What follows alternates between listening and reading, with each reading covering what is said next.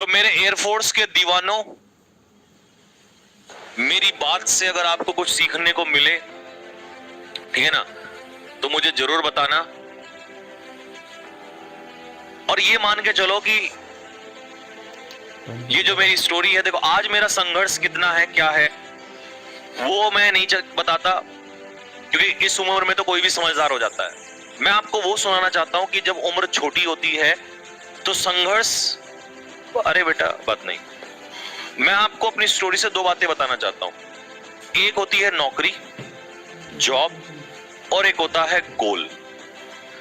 अगर तुम्हें गोल के लिए मेहनत करनी है वो एक अलग बात है, और अगर तुम्हें जॉब की मेहनत करनी है वो अलग बात है। अगर तुम सिर्फ इस वजह से पढ़ रहे हो कि सिर्फ नौकरी लेनी है तो वो एक अलग बात है। अगर तुम्हारा किसी चीज को लेके पागलपन है, नहीं कि बेटा क्यों छेड़छाड़ कर रहा है, चलती हुई चीज में चल दिक्कत हो जाती है, सुन। तो ध्यान से सुनना मेरी बात को। ये बेटा उस समय की बात है जब मैं एनडी की तैयारी करने शुरू किया था, आप लोगों की तरह ही। अच्छा, मेरा फौज में जाने का कोई इंटरेस्ट नहीं था, ये बहुत कम लोगों को पता है, और मुझे पता भी नहीं था जिंदगी में करना क्या, सच बताऊं तो। क्योंकि उस समय पे माता पिता इतने पढ़े लिखे नहीं थे, अवेयर नहीं थे। और आज तो जैसे हम जानकारी देने वाले हैं आपको, अपने बड़े भाई जैसा मान लो, उस समय हमें कोई नहीं था बताने वाला। और आपको पता है दुनिया में बेवकूफ बनाने वाले ज्यादा हैं। तो मैं गलती से आईएम में चला गया। आईएम में मतलब इंडियन मिलिट्री एकेडमी, देहरादून में ही है। मैं जब स्टार्टिंग तैयारी, सबसे पहले तैयारी स्टार्ट करी थी ना, तो जब मैंने सबसे पहले तैयारी स्टार्ट करी तो उस समय देखो, इस पे हाथ रख के कसम खा रहा हूं, और यहां हाथ गया ना तो समझो कि हर एक वर्ड, मेरा वचन, जो भी वर्ड निकलेगा वो सच्चा निकलेगा। तो मैं सही बताऊं, स्टार्टिंग में जब मैंने एनडी की तैयारी करनी स्टार्ट करी तो मैं बहुत निकम्मा था, बहुत ज्यादा निकम्मा। तुम विश्वास नहीं करोगे, क्योंकि गांव से अच्छा खाना पीना खाया हुआ था, और गांव का लड़का जो हष्टपुष्ट, आपको पता ही अच्छा खाना खाया हुआ है। तो बेटा हॉस्टल में मैं रहता था। अब बोलेंगे सर आपने तैयारी कहाँ की थी, तो वो अब एकेडमी इस समय पर नहीं है। वो उस समय एक सर होते थे, वो हमें पढ़ाते थे। लेकिन मेरा सिलेक्शन कैसे रिटर्न निकले, कैसे, वो मैंने सिर्फ सेल्फ स्टडी किया, क्योंकि वो बहुत पुरानी बात है, ठीक है। तो क्या हुआ कि मैंने कई बार बताया होगा कि मेरा जो फर्स्ट अटेम्प्ट था उसमें मेरा एडमिट कार्ड रिजेक्ट हो गया था। क्या हो गया था? एडमिट कार्ड मेरा रिजेक्ट हो गया था। मतलब जो मेरा फर्स्ट वाला था ना, वो मेरा एडमिट कार्ड रिजेक्ट हो गया था, जो भी मैंने बताया था। फिर मैंने नेवी का पेपर दिया था, मर्चेंट नेवी का, तो मेरा नेवी पेपर निकल गया था। तो मेरा जो रिजेक्ट हुआ था वो अगस्त वाले का रिजेक्ट हुआ था, सेकंड वाले का, समझ रहे हो ना। एक अप्रैल में होता है, दूसरा उस समय पर अगस्त में होता था, इस बार तो सितंबर में हुआ। तो मेरा वाला मैंने वो दिया और मेरा वो कैंसिल हो गया। अब मेरे को जुनून था, पागलपन था कि मेरे को एनडीए ज्वाइन करना। तो मैं घर पे चला गया, घर वालों ने कहा बेटा तैयारी अब नहीं कराएंगे। मैंने बहुत खुशामंद की तो वो मान गए। लेकिन जैसी ये मैं आपको घटना बताऊंगा, मेरी जिंदगी में ऐसी कई घटनाएं हैं। इसीलिए मैं इस छोटी सी उम्र में पागल नहीं हो रहा हूं कि मुझे तुम्हारे जैसे बच्चों के सपने पूरे। लोग इस समय अपने बिस्तर पे सो रहे होंगे, मजे कर रहे होंगे, लेकिन मैं तुम्हारे साथ क्यों? क्योंकि मैं उस दौर से गुजरा हूं, मेरे को एक एक दर्द याद है। तो मैं जब आ रहा था तो मैं सर्दियों वाले टाइम में, मतलब मुझे अप्रैल वाले सेशन के लिए, जैसे तुम आए हो ना, बिल्कुल सेम सिचुएशन।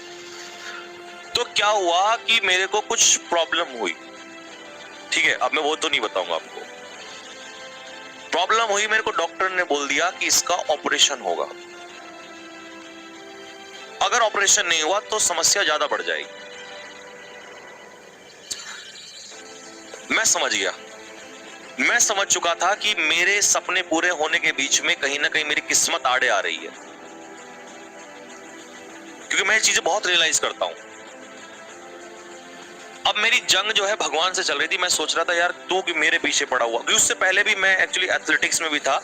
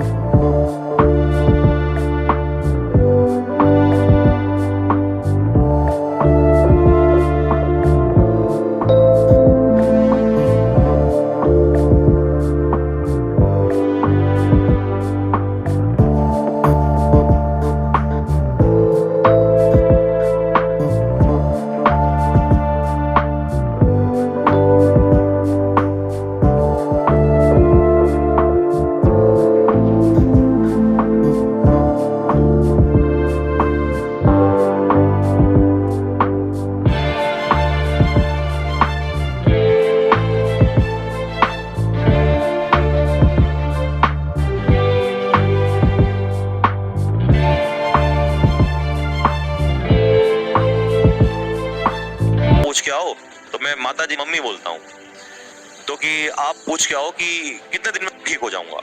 मम्मी ने कहा क्यों क्यों? मैं कह रहे पूछ तो लो जरा एक बार। तो डॉक्टर ने कहा कि ज्यादा नहीं, बस 10-15 दिन में ठीक हो जाओगे। और मेरे खुशी का ठिकाना नहीं रहा। मैं कहा 10-15 दिन में, तो 15-20 दिन में तो चला ही जाऊंगा, क्योंकि मेरा ऑपरेशन लगभग हुआ था नवंबर के आसपास, और आपको पता है कि अप्रैल में पेपर होता है। तो मैं एक एक दिन, क्योंकि मुझे पता था अगर एक एक दिन में यहाँ रहा तो मेरा पेपर, क्योंकि पढ़ ही नहीं पाऊंगा वहां पे। तो हफ्ता बीता, 10 दिन बीते, 15 दिन बीते, 15-20 दिन में तो मैं वहां से निकल के आया हॉस्पिटल से। और डॉक्टर ने जाते समय क्या बात छुट्टी दी तो पता क्या बोला? बोला बेटा अगर कम से कम, उन्होंने कहा कि बेटा मैं झूठ बोल रहा था। अब मुझे आगे गुस्सा, मैं कहा आपको झूठ बोल रहा, आपको जानते हो मेरे ड्रीम्स के बारे में। उन्होंने बोला बेटा तुम्हारी जान से बढ़ के नहीं है। माता जी ने खूब बोला, मुझे उल्टा सीधा बोला कि तेरे सपने भाड़ में चले जाएंगे, ये हो जाएंगे, ये हो जाएंगे, लेकिन मैं कहां सुनने वाला था। मैंने कहा मुझे फाइनल बता दो कितने दिन मैक्सिमम में रुक सकता हूं। तो डॉक्टर ने बोला कि देखो बेटा कम से कम तुम्हें 1 से 1.5 महीने का रेस्ट मिनिमम करना पड़ेगा। 1.5 महीना तो करना पड़ेगा। और अब मेरे दिमाग में आ गया था 1.5 महीने का मतलब है जनवरी, और जनवरी में मैं यहां से जाऊंगा, थोड़ा टाइम भी मुझे लगेगा, तो मतलब फरवरी, मतलब कुछ नहीं बचने वाला। मैं वहां से निकला, मैं घर पे पहुंचा, मुश्किल से 1 हफ्ता मैं वहां पे रुका, 1 हफ्ता। और जो मेरा ऑपरेशन हुआ था उसमें ये मान लो कि उसमें ये होता था कि जब पट्टियां चेंज होती थी तो ब्लीडिंग स्टार्ट होती थी। क्योंकि आप ये मान लो ना, जो आदमी 7 दिन तक, समझ रहे हो ना, अब घर वाले तो सब देख रहे थे और मैं एक बात पे अड़ा था कि मैं जाऊंगा। तो घर वाले तो बोले तू पागल है क्या, कौन करेगा तेरा वहां देहरादून में, कौन होगा, कैसे होगा। तो मेरा एक दोस्त था, मेरे को आज भी याद है, अतुल पुंडीर उसका नाम था, वो मुजफ्फरनगर से था, अतुल पुंडीर नाम था। और वो बहुत छोटा सा था, मतलब उसकी हाइट तो ठीक थी लेकिन पतला सा शरीर में था, कहूं तो इसके जैसा था, लेकिन इसकी हाइट छोटी, उसकी थोड़ी हाइट बड़ी थी। तो मैं लड़ झगड़ के, और उस समय मेरी पट्टियां भी चल रही थी, तो मैं लड़ झगड़ के आ गया। अब जहां मैं पढ़ता था तो वो सर थे, वो किसी फौज वॉज से रिटायर्ड नहीं थे, बस एक जुनून था उनमें बच्चों को पढ़ाना। अब तो वो इस समय नहीं है। तो वो 2nd फ्लोर पे पढ़ाते थे। तो 2nd फ्लोर पे अब चढ़ के जाना पड़ेगा सीढ़ियां, और आप समझ जाइए कि सीढ़ियां चढ़ने का मतलब तो बहुत बड़ी दिक्कत। तो मुझे बोल दिया गया, सर को ये बात पता चली, क्योंकि पता चल गया था कि संजीव का ऑपरेशन हो गया। तो सर ने बोला कि तुम एकेडमी नहीं आओगे। मेरे दिल को इतनी चोट लगी ना, हालांकि कर मेरे भले के रहे थे, लेकिन मैं दर दर भटक रहा था। उधर माँ बाप से लड़के आया हूं, सबने बोला जा तू इसके बाद मर जा हमारी तरफ से, जब तू हमारी नहीं सुन सकता ऐसे में तो हम क्या करेंगे इसका। लेकिन मैं ऐसा पागल हो गया, मेरे को सुनना ही नहीं था किसी का भी। और मेरी माँ जो है वो रोती रहती थी बस, क्योंकि माँ तो माँ होती है भाई। तो अब मैं उनसे भी खिलाफ हो गया। मैंने कहा सर आपने आज मेरा साथ छोड़ दिया। तो मैं रूम पे ही पड़ा रहता था। तो मेरी जब पट्टियां होती थी तो मेरा दोस्त मेरी पट्टियां करता था। जब वो पट्टियां करता था तो ब्लीडिंग होती थी, खून आता था, तो वो भी रोता था परेशान। और जब पट्टियां होती तो मैं भी खूब चिल्लाता था।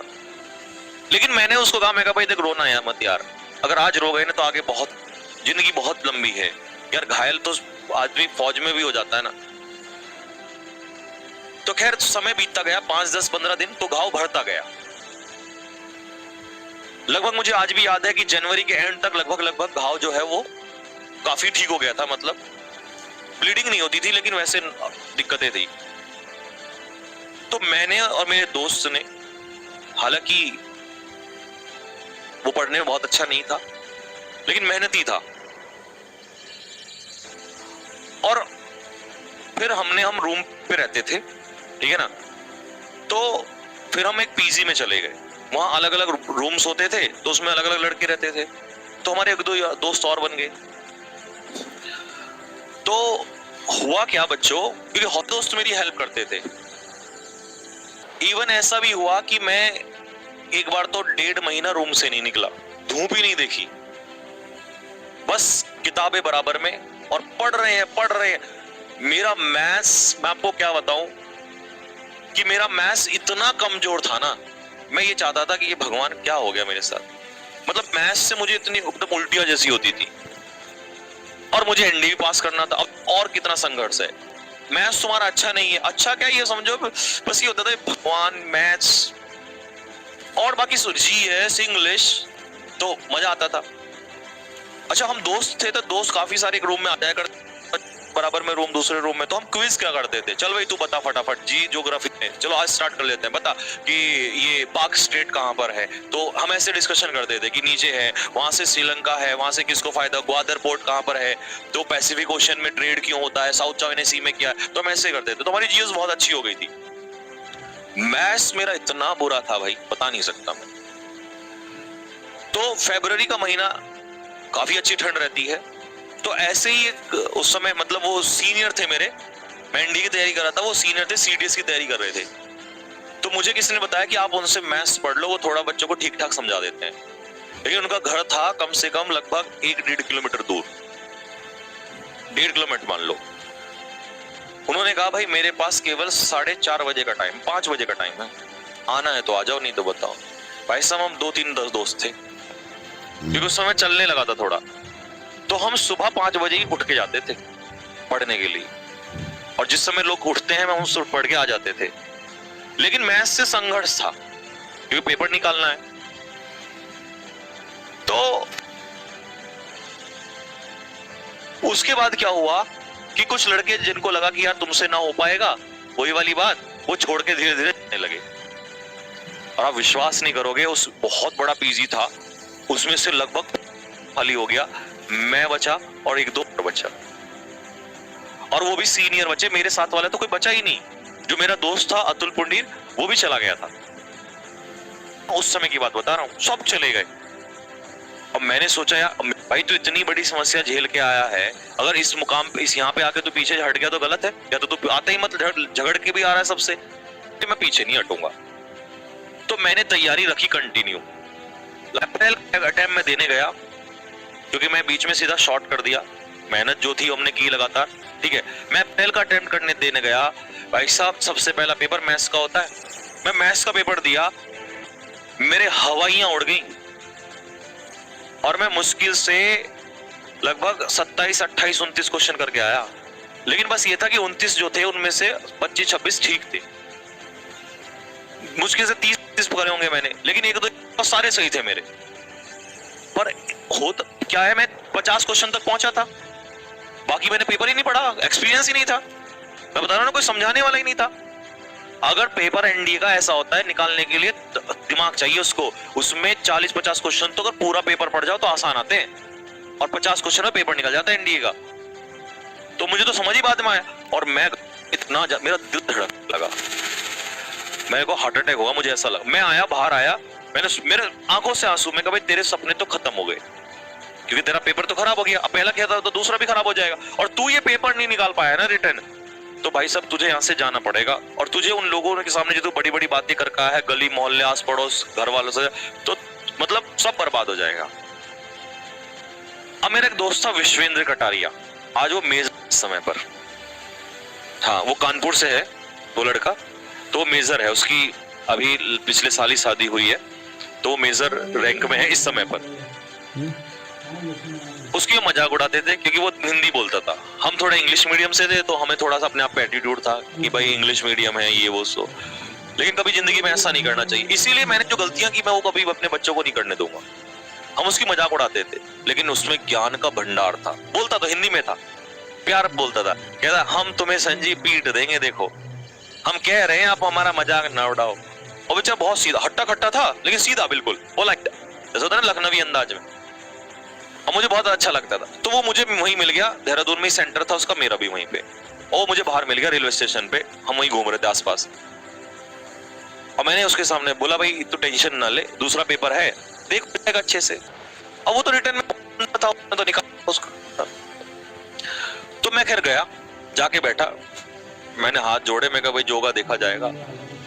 अब मैंने सोच लिया था कि सब कुछ डिपेंड है किसके ऊपर, सेकंड पेपर के, या तो आर या पार। पहला तो गया, तो मैंने सबसे पहले पकड़ी इंग्लिश, और इंग्लिश को तो उधेड़ अच्छे से। उसके बाद आई जीएस, और भाई साहब मेरी जीएस भी बहुत अच्छी हो रखी थी उस समय पर, क्योंकि आपस में हम क्यूज वगैरह करते थे बहुत अच्छे से। और साइंस के भी मैं कर गया क्वेश्चन, मतलब कहने का ये, मैं लगभग 80-85 क्वेश्चन जो है वो पकड़ गया, 80-90, और उसमें से 5-7 ही गलत थे। तो मेरे को उधर, और मैथ्स में ना, अगर आप, अब तो खैर कंपटीशन बढ़ गया, उस समय 30 क्वेश्चन भी अगर तुमने ठीक कर लिए ना, 30-32 तो हो जाता था। और मेरे नंबर इधर से उठ गए, और उधर मैथ्स में मैं पास हो गया। लेकिन मुझे थोड़ी पता क्या होगा, मैं तो दे के आ गया। और भाई साहब पेपर देने के बाद मैं घर नहीं गया, मैं रुका रहा, रिजल्ट का इंतजार रहा मुझे।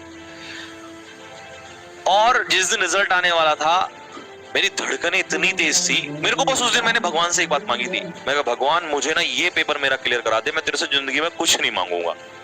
होते ना कि आज मांग ले फिर कल फिर, तो मैं कहता था भगवान तू मेरा ये पेपर क्लियर करवा दे, मैं तेरे से, तू मुझे मार भी देना, बस तू मेरी सब कुछ, मेरा भगवान मेरा सब कुछ इसी पे टिका हुआ है। और मेरी धड़कनें तेज, रिजल्ट आने वाला है, और दोस्तों के फोन आए, हाँ भाई क्या रहा, किसका, पूछते हैं ना भाई किसका क्या रहा। मैंने सोचा यार आज बड़े दोस्तों के फोन आ रहे हैं, तब तो साले छोड़ के चले गए थे। तो उस समय हमारे पास, मेरे पास तो एक चीज और मैं बता दूं कि मेरे पास एंड्रॉइड फोन नहीं था, मेरे पास वो वाला था कीपैड वाला। तो हमें नहीं पता होता था कि ये सब कुछ, ये तो हमें अब पता चल रही है। तो हम कैफे पे जाते थे, तो मैं दौड़ के गया, और जैसे जैसे बढ़ रहा हूं मेरी धड़कनें तेज हो रही है, मैं सोच रहा हूं जाऊं ना जाऊं, क्योंकि मुझे जवाब देना था घर। मैं गया, मैंने जाके बोला भैया एनडी का रिजल्ट आया, जल्दी निकाल दो। और वो मुझे देख रहा, भैया तुम कांप क्यों रहे हो क्या? अरे मैं निकाल ना जल्दी, तुझे पता सांसें अटकी पड़ी हैं। तो उसने फटा, अब जैसे जैसे उसके हाथ चल रहे हैं ना, मेरी धड़कनें तेज होती जा रही हैं। तो उसने, अब होता ना एकदम से वो नंबर डालते हैं तो उसमें वो कहीं ना कहीं अटक जाता है, तो वो कह रहा ये भैया आ ही नहीं रहा, आ ही नहीं रहा। और जैसे उसने बोला मेरी सांसें रुकती चली गई। मैंने कहा यार,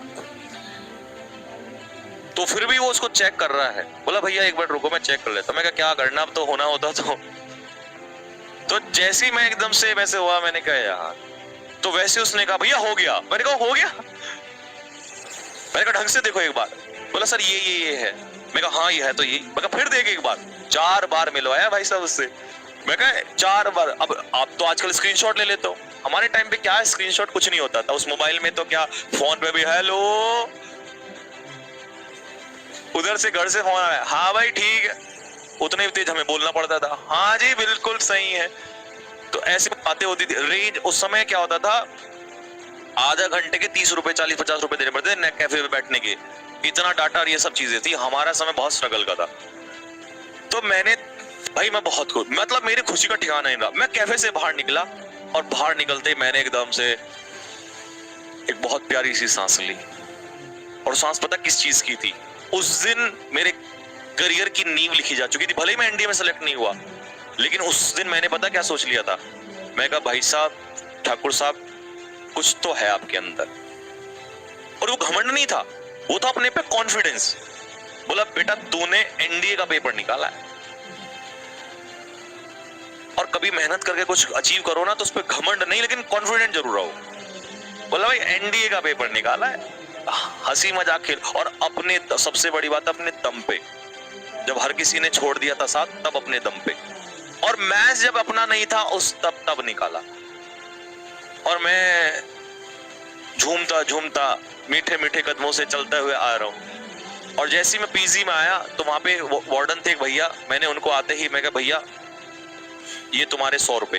बोला क्यों, मिठाई खा लेना रे, क्या दिक्कत। बोला क्या हुआ, मैं कहा एनडी का रिटर्न निकल गया है। बोला बहुत बढ़िया। लेकिन जैसे ही मैं ऊपर अपने रूम की तरफ बढ़ा, मैंने फटाक से फोन निकाला और मैंने सीधा माता जी को फोन मिलाया। मेरे को आज भी याद है सबसे पहले। और मैं कह रहा था उस समय पर, मेरे को आज भी याद है, मैंने कहा मम्मी वो पेपर निकल गया। तो मुझे पता था पेपर निकल गया, इससे तो मम्मी को समझ में आएगा नहीं, क्योंकि उनको पता नहीं था क्या क्या चीजें हैं। तो मैंने कहा तुम्हारा बेटा जो है लेफ्टिनेंट बन गया। देख रहे हो कॉन्फिडेंस। और मम्मी जी खुश। बोला बहुत बढ़िया भाई, बहुत बढ़िया, आज तो हो गया। अब मुझे कोई, लेकिन अब मैं तो ये बात कह तो दी मैंने, और मेरे सिर में टेंशन, क्योंकि ये तो मुझे पता था भाई, ये मम्मी को तो लेफ्टिनेंट बन गई, लेकिन तेरी तो एसएसबी अभी बहुत दूर पड़ी है भाई, जर्नी आधी हुई है। तो भाई साहब मैं बड़ी टेंशन में आ गया। फिर मैंने सोचा, मैंने बताया मैं कि नहीं अभी एक इंटरव्यू, लेकिन कैसे बताया क्योंकि मम्मी को तो खुशी मिल चुकी थी, तो मैं ये गलत नहीं वो रखना चाहता था। मैंने कहा अरे कुछ नहीं, अब छोटा सा इंटरव्यू होगा और मैं कहा उसको तो मैं ऐसे यूं यूं निकाल दूं।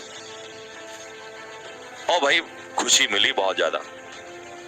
उसके बाद मैं लगा तैयारी, और सबको पता चला गांव में इधर इधर आसपास, बोला हमें तो पता था भाई कुछ ना कुछ करेगा। हम तो पहले ही कहते थे इस लड़के में बात है। हाँ, उस छोटी सी उम्र में मुझे एक बात समझ में आ गई थी, मुझे दुनिया के खेल समझ में आ रहे थे कि कब लोग अपने कब पर आए। समझ रहे हो, इंसान बहुत मैच्योर तब होता है जब वो खुद सीखता। तो मुझे उसी उम्र में सब कुछ दिखाई दे रहा था कि कैसे तेरी जिंदगी उलट पुलट होती जा रही है। तो फिर मुझे खैर ध्यान नहीं देना था, मैं निकल पड़ा एसएसबी के लिए। और मुझे आज भी याद है कि जब मैं एसएसबी के लिए गया तो मैं सीधा पहुंचा दिल्ली। दिल्ली में कर्नल डागर के पास पहुंचा।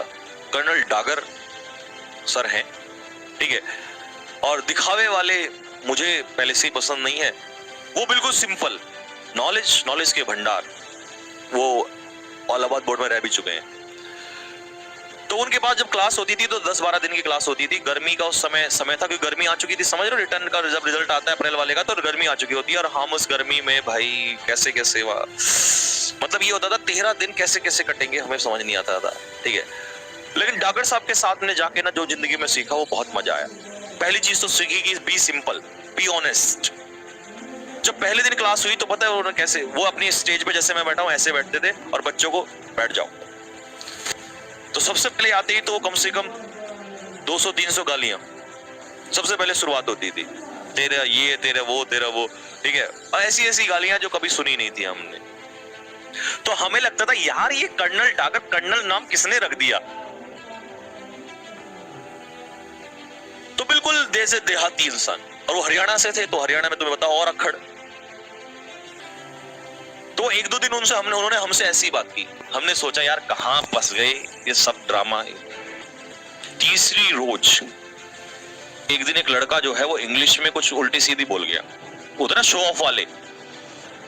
उन्होंने कहा रुक भाई, वैसे वो हरियाणवी आपको बताया, रुक भाई रुक जा, ऐसे करके थम।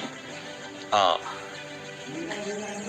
जो इंग्लिश उन्होंने बोली ना भाई साहब, वहां सीडीएस वाले भी थे उस समय पर, एनडीए वाले भी थे, और मतलब हैंड्स, और हम भी इंग्लिश मीडियम से थे, हम तो और 4 चांद आगे थे, लेकिन हम ऐसे हैंड्स डाउन।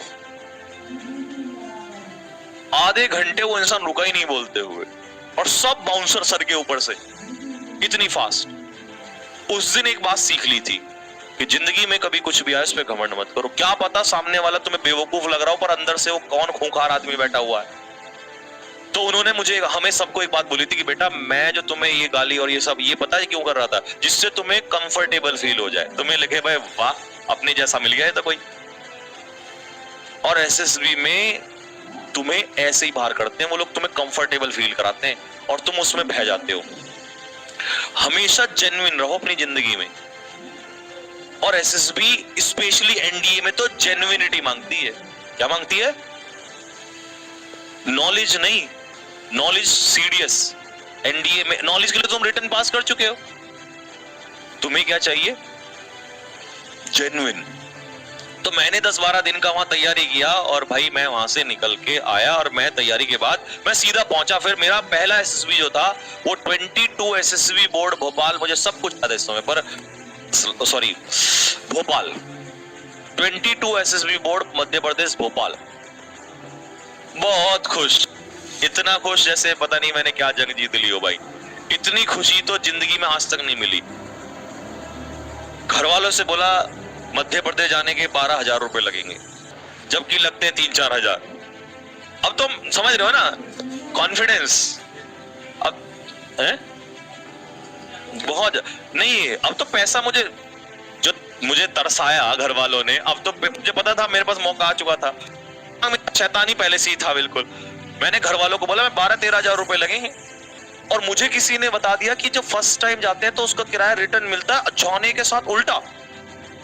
मतलब अगर तुम 10,000 लगा के जा रहे हो तो 10,000 का उल्टा 20,000 मिलेंगे। तो मैंने क्या दिमाग लगाया, 13,000 तो इनसे लो, 13-14 हजार, उसमें से 3,000 का खर्चा आएगा, ठीक है। अब मेरा जो 3-3,500 का खर्चा था, वो 3 जाने का 3 आने का 6 उन्होंने दिया मुझे उधर से, तो 6 तो मैंने वो जेब में डाला, घर वालों को बताया ही नहीं था। तुम मत करना ऐसा, ठीक है। 6,000 उधर से जेब में डाला, इधर से जो बचा वो भी डाला, खूब पैसा अपनी जेब में रखा। नहीं उस समय तो और भी था, ऐसे बहुत सारी चीजें, सारी बोल दूंगा तो ये वीडियो जो है घर वाले भी कहीं ना कहीं सुबह तो उठ के देखेंगे, पता लगा गालियां मेरे पिताजी आज भी ऐसे ही हैं, वो गाली दे आज भी, चाहे तुम कुछ भी हो जाओ वो आज भी गाली देते हैं। बोला अच्छा भाई। तो एसएसबी में कर्नल डागर सर की फीस उस समय भी 15,000 थी, तो मैंने 25,000 ली। मैंने कहा 25,000 है भाई, करवानी करवाओ, देखो लेफ्टिनेंट बनाना है तो पैसा दो, नहीं तो मुझे बोल, मेरे पाले में थी ना। बोला 25,000। अब घर वाले तो, क्योंकि भाई बच्चा लेफ्टिनेंट बनने वाला है, को जो मर्जी ले जा भाई, को पैसा जमा किया दबा के। लेकिन मैं वो पैसा अंत क्यों जमा कर रहा था, मुझे पता था कहीं ना कहीं अगर गलती से मैं बाहर हुआ तो मुझे सपोर्ट नहीं मिलेगा, और मैं उस पैसे को इसलिए जोड़ रहा था कि अगर मुझे लात पड़ी तो मैं कुछ समय अपने आप को रोक पाऊंगा। इसीलिए मैं कहता हूं जहां से लोग सोचना बंद करते हैं, मैं वो पहले, और मेरे अंदर बचपन से ही है, क्योंकि मैं विजन के हिसाब से चलता हूं, तो मैंने वो इकट्ठा कर लिया। हालांकि मेरे दिमाग में ये नहीं था कि आउट हो जाऊंगा एसएसबी में। और जिस दिन मैं एसएसबी की बात बताऊंगा ना तुम्हें, तो पहले तो मेरे को उन लोगों से बहुत जो ये कि पहले मुझे ये बताया गया एसएसबी जाने से पहले, अब होते ना गांव में कि भाई उसका लड़का तीसरे दिन बाहर आ गया, कोई कहता था भाई उसका दूसरा, अरे उसका चौथे दिन बाहर आया, अरे उसका 5वें दिन बाहर आया। हम जब एसएसबी में गए तो दो ही चीजें समझ में आई कि या तो स्क्रीनिंग आउट होता है या कॉन्फ्रेंस। तो सबसे पहले तो मैंने अपने अंदर वो गुस्सा भर लिया था, मैं इनसे जरूर मिलूंगा।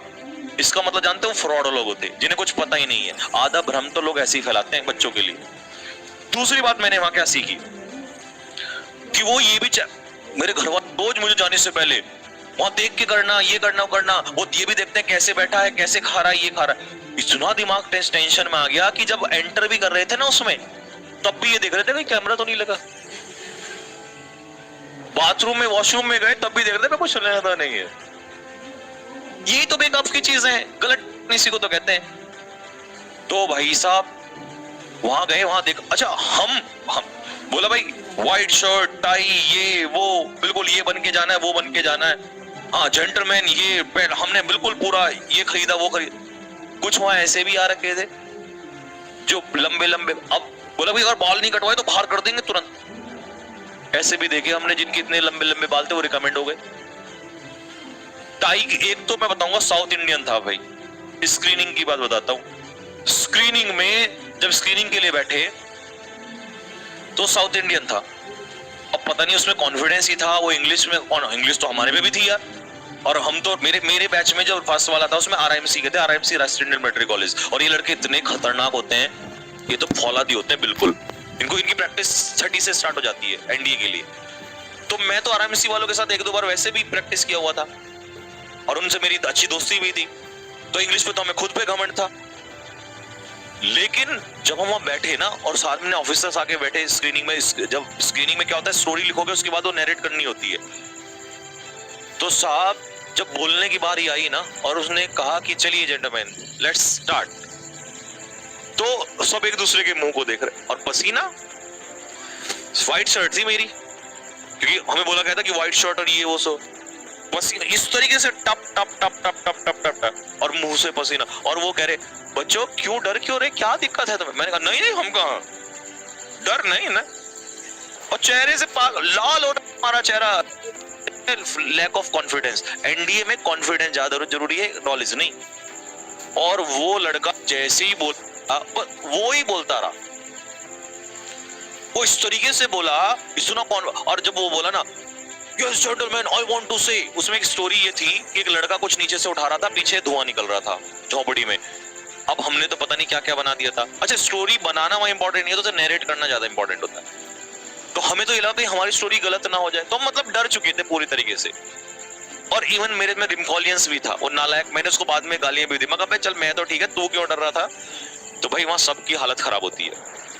और उस लड़के ने तुरंत तुरंत yes gentleman I want to say this, और उसको मतलब समझ रहे हो ना, जैसे वो विलेन होता है, साउथ का विलेन होता है, I want to say this gentleman, I would like to say, would you please tell me some my opinion. पर उसकी बात बहुत बाद में समझ में आई, वो इनिशिएट भी कर रहा था, दूसरों को साथ भी लेना चाह रहा था, लेकिन जब कोई बोल ही नहीं रहा था, I want to say do you agree with my points and all. मैंने कहा ये तो सबसे पहले बाहर होगा, कम से कम हम इसलिए तो सो जाएंगे कि हम चुप बैठे थे, कुछ गलत ही नहीं बोला हमने, लेकिन ना बोलने वाले तो सबसे पहले कान भाग यहाँ से, किक पैर पड़ती है ना बोलने वाले का मतलब। तो भैया हमने लगा ये बाहर होगा, और हमारे उस जितने भी हम उस ग्रुप में स्क्रीनिंग वाले में थे, वो स्क्रीनिंग वही रिकमेंड हुआ, और हम, क्योंकि मेरा पहले वाला जो था मैं स्क्रीनिंग आउट हो गया था फर्स्ट वाले में, और जैसे ही हम बाहर हुए तो जब उधर से लाते हैं ना रेलवे स्टेशन, तो ऑफिसर की तरह लाते हैं, जब आउट हो जाते हैं तो पता क्या करते हैं, फिर वो आते हैं, फिर वो इंस्ट्रक्टर आते हैं, और वो इंस्ट्रक्टर ऑफिसर रैंक के नहीं होते, वो फौजी ही होते हैं, मतलब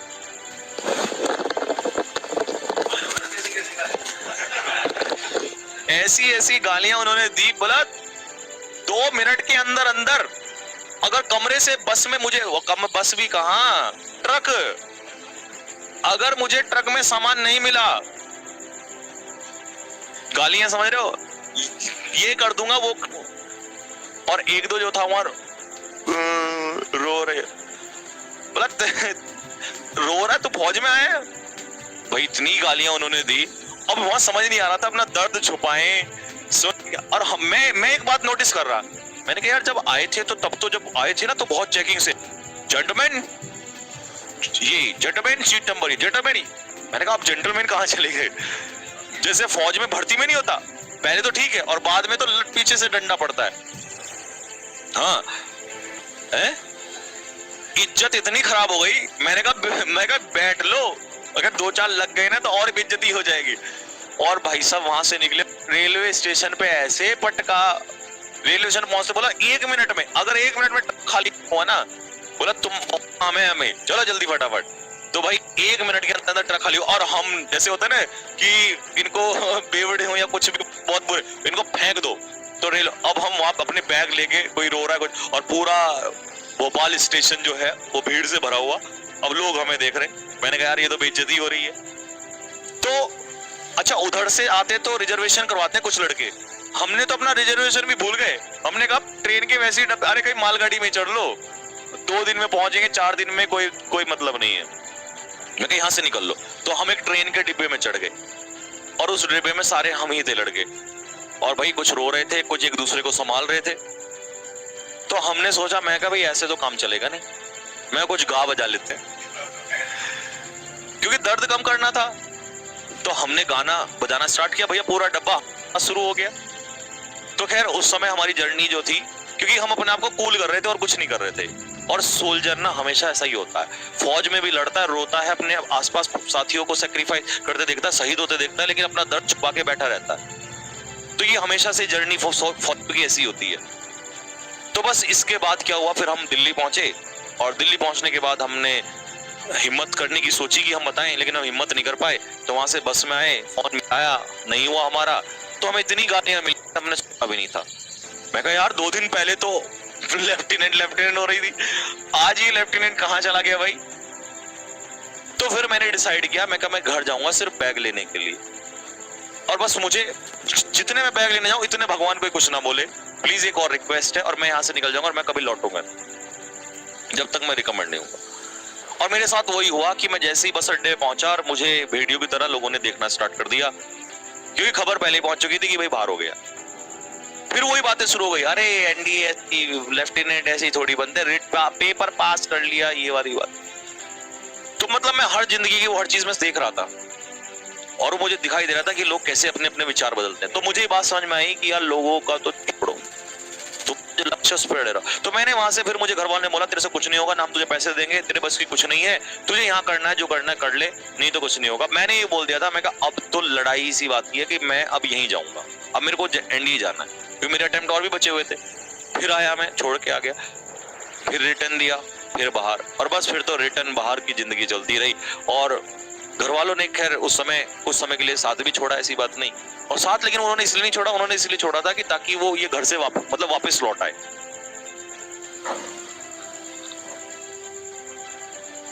लेकिन मैंने ठान लिया था कि मुझे वापस नहीं लौटना, और वही हुआ। लगभग 2 साल तो ऐसे भी हुए कि मैं घर वापस ही नहीं गया। होली होती थी, दिवाली होती थी, बस रोती थी तो मेरी माँ रोती थी कि बेटा इस बार ये त्योहार है, आ जा।